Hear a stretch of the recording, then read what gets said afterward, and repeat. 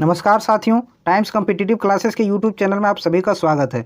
आज success series का दूसरा एपिसोड है। पहले एपिसोड में मैंने बता दिया था ये एनटीपीसी सीबीटी 2 ग्रुप डी और वैसे भी कैंडिडेट जो झारखंड सीजीएल या एक्साइज कांस्टेबल की तैयारी कर रहे हैं उन सभी के लिए ये सीरीज अति महत्वपूर्ण साबित होने वाला है। तो चलिए आज की क्लास को स्टार्ट करते हैं। और हाँ, अगर चैनल पर नए हैं दोस्तों तो चैनल को सब्सक्राइब कर लें। तो आज का पहला सवाल, फॉरवर्ड ब्लॉक पार्टी की स्थापना किसके द्वारा की गई? तो आप ऑप्शन देखिए, खान अब्दुल गफ्फार खान, इसको सीमांत गांधी के नाम से भी जाना जाता है। खान अब्दुल गफ्फार खान को सीमांत गांधी भी कहते हैं, सीमांत गांधी। इसी खान अब्दुल गफ्फार खान द्वारा लाल कुर्ती दल की स्थापना की गई थी। लाल कुर्ती दल की स्थापना किसके द्वारा की गई थी? तो खान अब्दुल गफ्फार खान द्वारा। और खान अब्दुल गफ्फार खान को ही खुदाई खिदमतगार भी कहते हैं। खुदाई खिदमतगार किसे कहा जाता है? खान अब्दुल गफ्फार खान को। नेक्स्ट सवाल, अगला क्वेश्चन क्या बनेगा? सुभाष चंद्र बोस की बात करें तो सुभाष चंद्र बोस ने 1939 में, कब? 1939 में फॉरवर्ड ब्लॉक पार्टी की स्थापना की थी। फॉरवर्ड ब्लॉक पार्टी की स्थापना किसके द्वारा किया गया था? तो सुभाष चंद्र बोस द्वारा। कब किया गया था? 1939 में। चित्तरंजन दास की बात करें तो चित्तरंजन दास से क्या सवाल बन सकेंगे? तो चित्तरंजन दास 1923 में स्वराज पार्टी की गठन की थी। स्वराज पार्टी का गठन किसके द्वारा किया गया था? चित्तरंजन दास द्वारा। और कब किया गया था? 1923 में। लाला हरदयाल की बात करें तो लाला हरदयाल 1913 में, 1913 में गदर पार्टी की स्थापना की थी। गदर पार्टी की स्थापना किसके द्वारा किया गया था?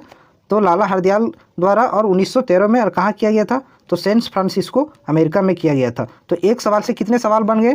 तो खान अब्दुल गफ्फार खान को ही सीमांत गांधी के नाम से भी जाना जाता है। और लाल कुर्ती दल की स्थापना भी किसके द्वारा की गई? खान अब्दुल गफ्फार खान के द्वारा। और खान अब्दुल गफ्फार खान को ही खुदाई खिदमतगार भी कहा जाता है। सुभाष चंद्र बोस 1939 में फॉरवर्ड ब्लॉक पार्टी की स्थापना की थी। और 1923 में स्वराज पार्टी का स्थापना चित्तरंजन दास द्वारा किया गया था। और 1913 में गदर पार्टी की स्थापना किसके द्वारा किया गया था? लाला हरदयाल के। तो इसका सही जवाब फॉरवर्ड ब्लॉक पार्टी की स्थापना, ऑप्शन बी, सुभाष चंद्र बोस। चलिए नेक्स्ट सवाल की ओर चलते हैं।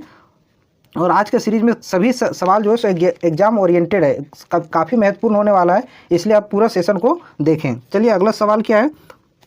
सेला सुरंग किस राज्य में स्थित है? तो ये सवाल पूछा जा चुका है। सेला सुरंग किस राज्य में स्थित है? तो सेला सुरंग अरुणाचल प्रदेश में। अरुणाचल प्रदेश में। और मैं बता दूं, बोमडिल्ला दर्रा है। बोमडिल्ला दर्रा कहाँ है? बोमडिल्ला दर्रा की बात करें तो अरुणाचल प्रदेश में है। अरुणाचल प्रदेश में एक और दर्रा है जिसको कहते हैं दीफू दर्रा। दीफू दर्रा कहाँ है? तो ये भी अरुणाचल प्रदेश में। आप ये सवाल को भी ध्यान में रखें। हिमाचल प्रदेश की बात करें तो हिमाचल प्रदेश में बड़ा फेमस सुरंग है जिसका नाम है अटल सुरंग। अटल सुरंग। और ये सवाल बन सकता है एग्जाम में कि अटल सुरंग की लंबाई कितनी है? तो अटल सुरंग की लंबाई 9.2 किलोमीटर है। आप इस भी सवाल को ध्यान में रखें। और मैं बता दूं कि अटल सुरंग किसका नया नाम है? तो रोहतांग सुरंग। रोहतांग सुरंग का नया नाम है। पहले अटल सुरंग का नाम क्या था? रोहतांग सुरंग। बाद में इसका नाम बदल के कर दिया गया अटल सुरंग, और जिसकी लंबाई 9.02 किलोमीटर है। आप ये सवाल को ध्यान में रखें। तो चलिए नेक्स्ट सवाल की ओर चलते हैं। अगर सेशन अच्छा लग रहा हो दोस्तों तो वीडियो को लाइक और शेयर करना ना भूलें। तो चलिए तीसरा सवाल आज की सेशन का, और ये भी सवाल काफ़ी इंपॉर्टेंट है। अमृत क्रांति का संबंध किससे है? तो अमृत क्रांति का संबंध, सही जवाब इसका है नदी जोड़ो परियोजना से। और इसके तहत पहला नदी जोड़ो परियोजना केन और बेतवा नदी है। केन और बेतवा नदी। आप ये भी सवाल को याद रखें, ये सवाल पूछ लिया जाता है एग्जाम में कि अमृत क्रांति के तहत पहला नदी जोड़ो परियोजना कौन सा है? केन और बेतवा नदी परियोजना। अगला बात करें ऑप्शन ए की, तो झींगा उत्पादन का संबंध किससे है? तो गुलाबी क्रांति से। आप इस सवाल को नोट करें। गुलाबी क्रांति का संबंध किससे? झींगा उत्पादन से। गुलाबी क्रांति। अब इस पॉइंट को भी नोट करके रखें। अगला मैं बात करूं, उर्वरक का उत्पादन कौन सी क्रांति से इसका संबंध है? तो भूरी क्रांति। भूरी क्रांति का संबंध किससे है? उर्वरक उत्पादन का संबंध भूरी क्रांति से। और मैं बात करूँ दुग्ध उत्पादन का, दुग्ध उत्पादन का संबंध श्वेत क्रांति से। श्वेत क्रांति का संबंध किससे? दुग्ध उत्पादन से। अब भारत में श्वेत क्रांति का जनक कौन है? तो वर्गीज कुरियन। आप ये पॉइंट को भी रखें, याद रखें। वर्गीज कुरियन जो है सो भारत में श्वेत क्रांति के जनक हैं। अब ये सारा पॉइंट क्लियर हुआ होगा कि झींगा उत्पादन का संबंध किससे? गुलाबी क्रांति से है। और नदी जोड़ो परियोजना का संबंध किससे? अमृत क्रांति से है। उर्वरक उत्पादन भूरी क्रांति से संबंध है। और दुग्ध उत्पादन श्वेत क्रांति से। और भारत में श्वेत क्रांति का जनक वर्गीज कुरियन है। चलिए हम नेक्स्ट सवाल की ओर ले चलते हैं। अगर सेशन अच्छा लग रहा हो, एंजॉय कर रहे हो, हेल्पफुल लग रहा हो तो वीडियो को लाइक और शेयर करना ना भूलें। और चैनल पर नए हैं तो प्लीज़ चैनल को सब्सक्राइब कर लें। नेक्स्ट सवाल एक और बेहतरीन सवाल, और सारा सवाल एग्जाम ओरिएंटेड है। आप पूरा सेशन को ध्यान से देखें दोस्तों। तो अगला सवाल क्या है? सवाल नंबर 4, असंगत को पहचानिए, इसमें कौन सा मिस मैच है वो आपको चूज करना है। तो एशियान में 10 सदस्य देश हैं, ये बिल्कुल सही है। और आसियान की बात करें तो आसियान का मुख्यालय कहाँ है? जकार्ता में। आसियान का मुख्यालय जकार्ता इंडोनेशिया में है। आप ये भी पॉइंट को नोट करके रखें। आसियान का मुख्यालय कहाँ है? इंडोनेशिया, जकार्ता में 10 सदस्य देश हैं। सार्क की बात करें तो सार्क में 8 सदस्य देश हैं, ये भी करेक्ट है। और सार्क का मुख्यालय कहाँ है? काठमांडू में। काठमांडू में सार्क का मुख्यालय है। काठमांडू कहाँ है? नेपाल में। ये भी पॉइंट को आप नोट करके रखें। नेक्स्ट सवाल, यूरोपीय यूनियन में 28 सदस्य देश हैं, ये बिल्कुल रॉन्ग है। यूरोपीय यूनियन में वर्तमान में कितने सदस्य देश हैं? 27 सदस्य देश हैं। पहले 28 थे, तो ब्रिटेन इससे क्या हो गया? बाहर हो गया। ब्रिटेन इससे बाहर हो गया, जिसे हम लोग क्या कहते हैं? ब्रेग्जिट कहते हैं। ब्रेग्जिट, ब्रिटेन का यूरोपीय यूनियन से बाहर होना ही ब्रेग्जिट कहलाता है। तो वर्तमान में यूरोपीय यूनियन में कितने सदस्य देश हैं? 28। क्वेड की बात करें तो क्वेड बहुत ही इंपॉर्टेंट है। क्वेड में कितने सदस्य देश हैं? 4, बिल्कुल करेक्ट है। और वो 4 देश कौन कौन है? क्योंकि इसमें इंडिया भी शामिल है इसलिए महत्वपूर्ण बनता है। तो वो है अमेरिका, जापान, इंडिया और ऑस्ट्रेलिया। ये 4 देश इसमें शामिल हैं। और यही चारों देशों के द्वारा मिलकर एक संयुक्त अभ्यास किया जाता है जिसका नाम है मालाबार युद्ध अभ्यास। मालाबार युद्ध अभ्यास। आप इस भी पॉइंट को याद रखें। तो आप मैंने क्या क्या बता दिया? तो आसियान का मुख्यालय कहाँ है? जकार्ता इंडोनेशिया में, 10 सदस्य देश हैं। सार्क का मुख्यालय काठमांडू में है, 8 सदस्य देश हैं। यूरोपियन यूनियन का मुख्यालय कहाँ है? यूरोपियन यूनियन की बात करें तो यूरोपियन यूनियन में कितने सदस्य देश हैं? 27 सदस्य देश है। और यूरोपियन यूनियन का मुख्यालय ब्रुसेल्स, बेल्जियम में है। तो इसका सही जवाब ऑप्शन सी। चलिए नेक्स्ट सवाल की ओर चलते हैं। अगला सवाल क्या है? निम्नलिखित में से कौन सा एक सहजीवी जीवाणु है? बहुत ही खतरनाक सवाल है साइंस की दृष्टि से। अब ये सवाल को ध्यान से सुनिएगा। कौन सा एक सहजीवी जीवाणु है? तो आप लैक्टोबैसिलस जीवाणु की बात करें तो दूध से दही बनना, दूध से दही बनने में कौन सा जीवाणु सहायक होता है? तो लैक्टोबैसिलस जीवाणु, दूध से दही बनना, ये इसका करेक्ट जवाब है। नेक्स्ट है सेल्मोनेला टाइफी। सेल्मोनेला टाइफी जीवाणु से टाइफाइड होता है। टाइफाइड किस जीवाणु से होता है? तो सेल्मोनेला टाइफी जीवाणु से टाइफाइड होता है। और टाइफाइड होने पर कौन सा टेस्ट होता है? तो विडोल टेस्ट होता है। आप इस भी पॉइंट को नोट करके रखें। ये एग्जाम में पूछा जाता है कि विडोल टेस्ट किस रोग में किया जाता है? तो टाइफाइड होने पर विडोल टेस्ट किया जाता है। राइजोबियम जीवाणु की बात करें तो राइजोबियम एक सहजीवी जीवाणु है। राइजोबियम जीवाणु दाल में पाया जाता है। दाल की जो गांठ होता है, गांठ में ये जीवाणु पाया जाता है। तो दाल के बिना गांठ नहीं है और गांठ के बिना दाल नहीं है। ये दोनों एक दूसरे के परस्पर क्या है? सहजीवी हैं। इसलिए इसको क्या कहते हैं? सिम्बायोटिक रिलेशन कहते हैं, सहजीवी जीवाणु।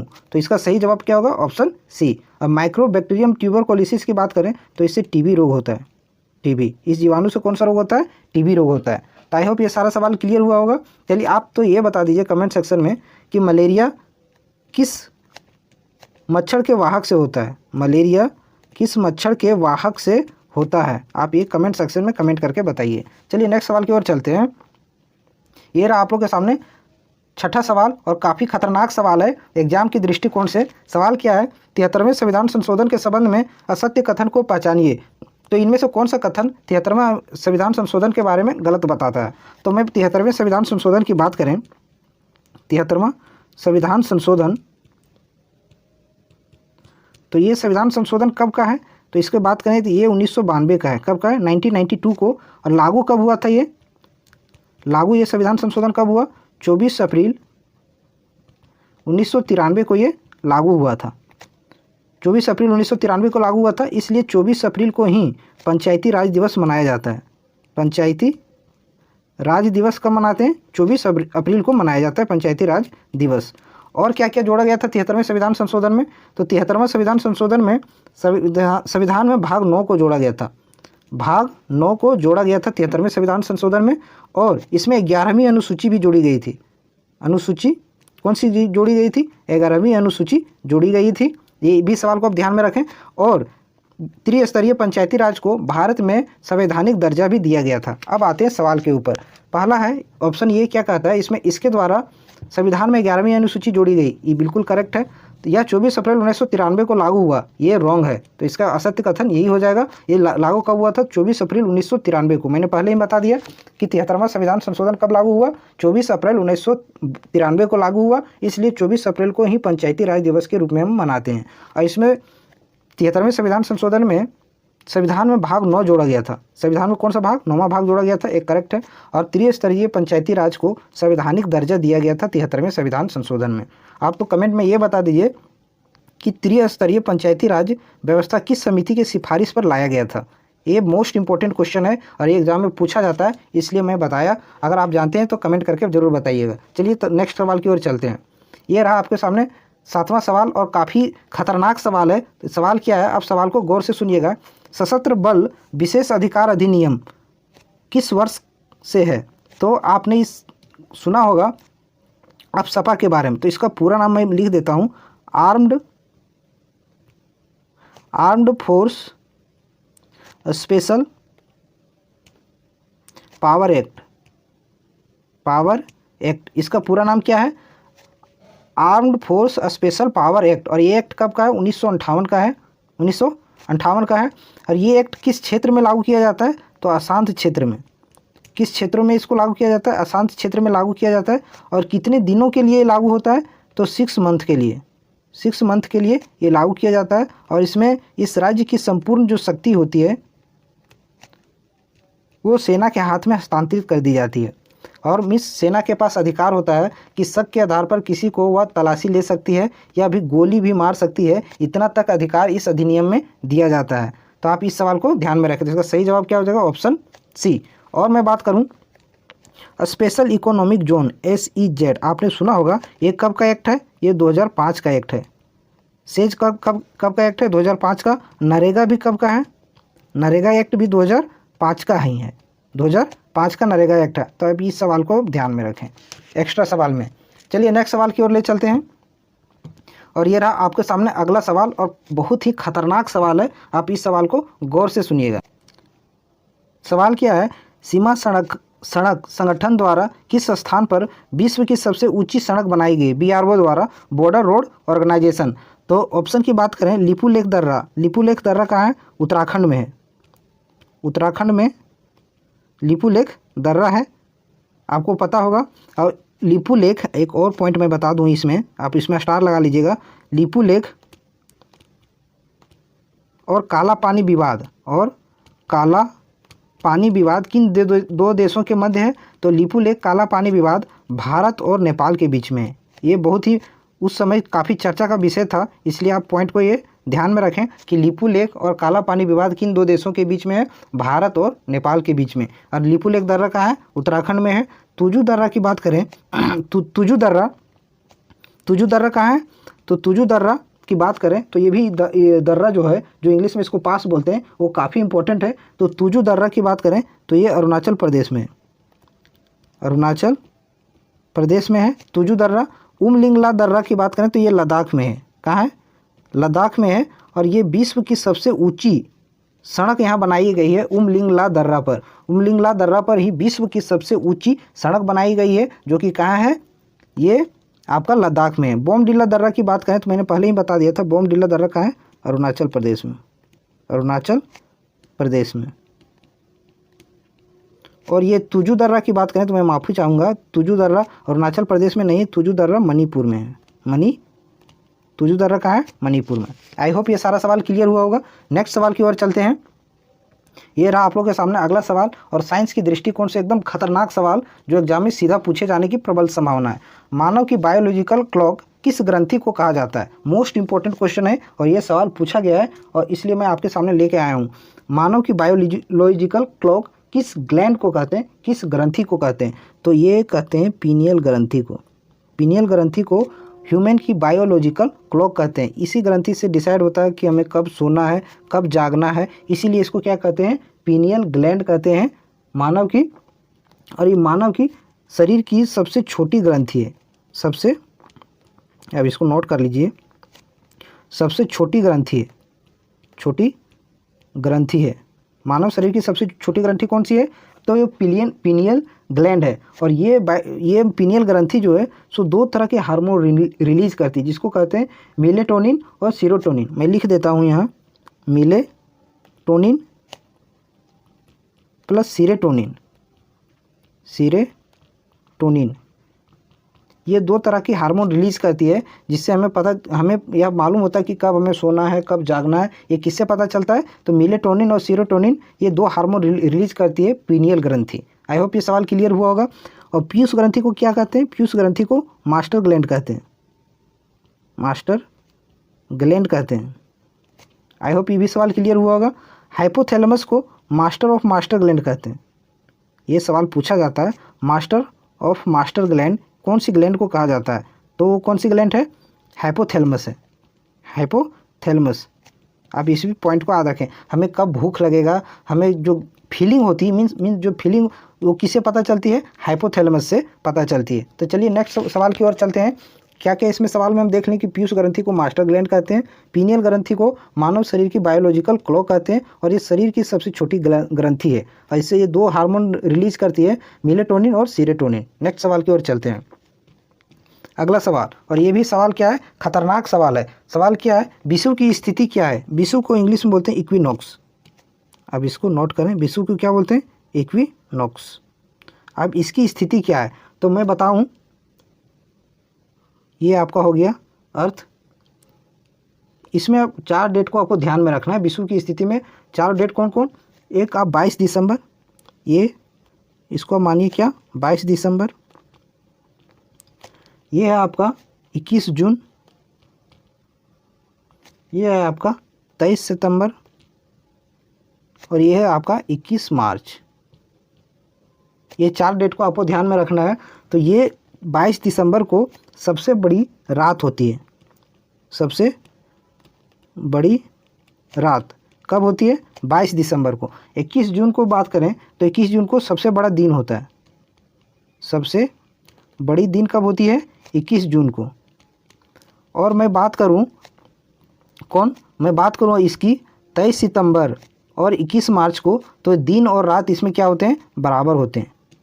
डे और नाइट क्या होते हैं? इक्वल होते हैं। किसमें? 23 सितंबर और 21 मार्च को। ये विषुव की स्थिति। तो इसका सही जवाब क्या हो जाएगा? Option C. आई होप ये सवाल क्लियर होगा। अच्छे से मैंने क्लियर करा दिया कि इसमें आपको 4 डेट को याद रखना है। 22 दिसंबर को सबसे बड़ी रात होती है, और 21 जून को सबसे बड़ा दिन होता है, और 23 सितंबर 21 मार्च को दिन और रात बराबर होते हैं। आई होप ये सारा सवाल क्लियर हुआ होगा। चलिए अब नेक्स्ट सवाल की ओर ले चलता हूँ। ये रहा आप लोगों के सामने अगला सवाल, और ये भी सवाल बहुत ही खतरनाक है। सवाल क्या है? निम्न में से कौन सा प्राथमिक रंग नहीं है? तो आपको इसमें देखना है कि पहले आपको जानना है कि प्राथमिक रंग कौन कौन से हैं, प्राइमरी कलर कौन कौन से हैं। तो आप इसमें देखिए, मैं इसे थोड़ा फिगर ड्रॉ करके बताता हूँ। ये आप मान लीजिए, ये आपका है, हो गया तुम्हारा ग्रीन। इसको मान लीजिए हरा कलर, ये हरा है, ठीक है। इसको थोड़ा अच्छे से लिख देता हूँ। ये है हरा, ये तुम्हारा हो गया लाल, और ये आपका हो गया नीला। नीला, ये वो 3 कलर हैं जो कि क्या है? प्राइमरी कलर है। ये तीनों कलर कौन से कलर हैं? प्राइमरी कलर है, जिसको बोलते हैं RBG। शॉर्ट में आप याद रख सकते हैं RGB। रेड, ग्रीन और ब्लू, ये वो 3 कलर हैं जो प्राइमरी कलर कहलाते हैं। तो प्राइमरी कलर इसमें से कौन सा नहीं है? तो नीला है, लाल है, हरा है, तो कौन नहीं है? तो पीला नहीं। तो ऑप्शन डी इसका करेक्ट आंसर हो गया। तो ये आई होप ये सारा सवाल क्लियर हुआ होगा कि प्राथमिक रंग कौन कौन से हैं। तो प्राथमिक रंग 3 ही हैं। वो कौन कौन सा है? रेड, ग्रीन और ब्लू। चलिए नेक्स्ट सवाल की ओर चलते हैं। अगला सवाल, और ये बहुत ही इंपॉर्टेंट सवाल है। क्यों इंपॉर्टेंट है मैं बताता हूँ। मॉन्ट्रियल प्रोटोकॉल का संबंध किससे है? मॉन्ट्रियल प्रोटोकॉल की बात करें तो यह प्रोटोकॉल सबसे पहले कहाँ हुआ था? वो पहले आप समझिए। ये कनाडा में हुआ था। मॉन्ट्रियल प्रोटोकॉल कहाँ हुआ था? कनाडा में हुआ था। और कब हुआ था ये प्रोटोकॉल? तो 16 सितंबर 1987 को। और ये प्रोटोकॉल का उद्देश्य क्या था? उद्देश्य की बात करें तो इसका मुख्य उद्देश्य था ओजोन परत का संरक्षण करना। ओजोन परत का संरक्षण, इसका क्या था? मेन ऑब्जेक्टिव था मॉन्ट्रियल प्रोटोकॉल को। इसलिए 16 सितंबर को ही हम लोग क्या मनाते हैं? ओजोन परत संरक्षण दिवस मनाते हैं। ओजोन परत संरक्षण दिवस कब मनाते हैं? 16 सितंबर को मनाया जाता है। क्यों मनाया जाता है समझ में आया होगा कि 16 सितंबर 1987 को ही मॉन्ट्रियल प्रोटोकॉल हुआ था, जिसका उद्देश्य था ओजोन परत का संरक्षण करना। इसलिए 16 सितंबर को ओजोन परत संरक्षण दिवस मनाया जाता है। और ये ओजोन परत कहाँ पाया जाता है, आप इसको बताइए, मैं बता ही देता हूँ कि ओजोन परत कहाँ पाया जाता है। ये पाया जाता है समताप मंडल में। समताप मंडल में ओजोन परत पाया जाता है। आप तो कमेंट करके ये बता दीजिए कि मौसम संबंधित जो घटनाएं होती है वो कौन सी मंडल में होती है। तब तक हम अगले सवाल की ओर चलते हैं। ये है आपका सवाल और काफ़ी बेहतरीन सवाल है, आप इस सवाल को देखिएगा ध्यान से। विश्व का बहुत ही खतरनाक सवाल है, विश्व का पहला राष्ट्रीय उद्यान कौन सा है और इम्पोर्टेंट क्यों है मैं बताता हूँ। ये विश्व का पहला है नेशनल पार्क है जिसका नाम है येलोस्टोन नेशनल पार्क। मैं यहाँ लिख देता हूँ, Yellowstone national park. National park ये कहाँ है आपका, येलोस्टोन नेशनल पार्क अमेरिका में है, अमेरिका में है। और ये नेशनल पार्क की स्थापना कब हुई थी, तो ये नेशनल पार्क बना था 1872 में। आप इस भी पॉइंट को नोट करके रखें कि विश्व का पहला राष्ट्रीय उद्यान कौन सा है, येलोस्टोन नेशनल पार्क है, जो कि कहाँ है, अमेरिका में है। और ये नेशनल पार्क कब बना था, तो 1872 में बना था। ये आज का अंतिम सवाल और बहुत ही खतरनाक सवाल के साथ ये क्लास को एंड करते हैं। तो आज की क्लास की सारा PDF जो है मैंने डिस्क्रिप्शन में डाल दिया है, आप वहां से डाउनलोड करके पढ़ सकते हैं। तो चलिए आज की क्लास को समाप्त करते हैं, फिर मिलते हैं आपको सक्सेस सीरीज के तीसरे एपिसोड के साथ एक दिन के बाद। जय हिंद,